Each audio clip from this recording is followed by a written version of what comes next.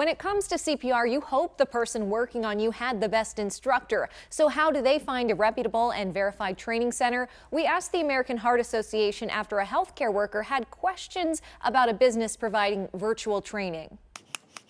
It's a life-saving skill, but finding the right teacher can take several steps. My prior employer set it all up for me, so I never had to find the actual course myself. Lucy, a pediatrics nurse, said this time she had to find an American Heart Association course on her own, so she started with their website. There's several different businesses in my area, but there's no sign-up link. Like, it shows the classes and specific dates and times, but when you click on those classes, there's no actual enroll here. She then Googled it and came across this business, CPR AED First Aid.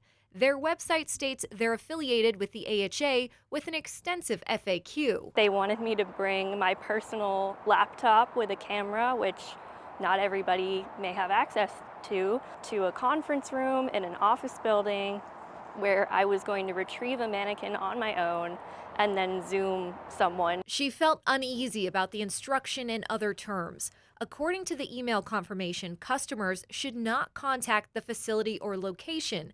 Instead, they should email or text a number. And there are no refunds under any circumstances. Any credit charged back, regardless of whether they attended their course, will result in the certification being canceled, the school employer being notified, and the student being placed on a Do Not Certify list. We reached out to CPR AED First Aid and asked for their legal business name, address, phone number, training center ID, details on their instructors, and cancellation policy. We received this response. We are aware of concerns raised by a student who registered for a CPR AED certification course at a training site in Baltimore, Maryland. The student requested a refund after discovering that another training site, operating out of the same shared office space, offered the course at a lower cost. She subsequently canceled her registration. Per our policy, refunds are not issued except in extenuating circumstances. However, an exception was made in this case, and the student received a full refund. We once again asked for standard information related to their business, like their training center ID.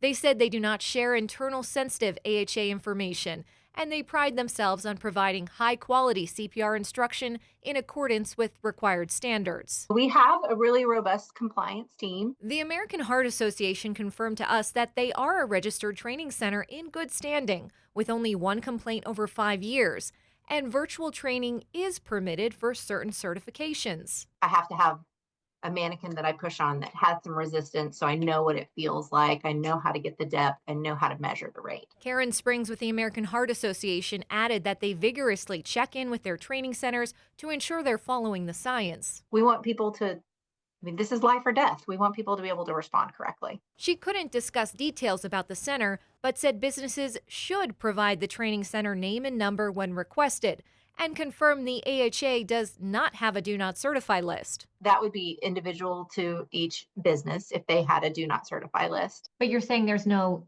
national Do Not Certify? There's no national Do Not Certify list from the American Heart Association. Absolutely not. To find a course, she recommends students check with their employer for a preferred training provider, use their map tool and go directly to the center's website. And if students have questions, the American Heart Association can verify a training center using their ID, name, email, and address. The other business at that location is Extended Life Services. They are on the American Heart Association's map. And we spoke with the owner who said she's not affiliated with CPR AED First Aid. Karen also said training centers can charge what they want. For example, Lucy originally paid $119 for the life skills test, while Extended Life Services charges $88. Mallory Safaste, WMAR 2 News. I hope you enjoyed that Matter for Mallory. To watch more Matter for Mallory stories, click the box in the corner and be sure to tap that circle and subscribe to WMAR 2 News for quick access to great content posted every day.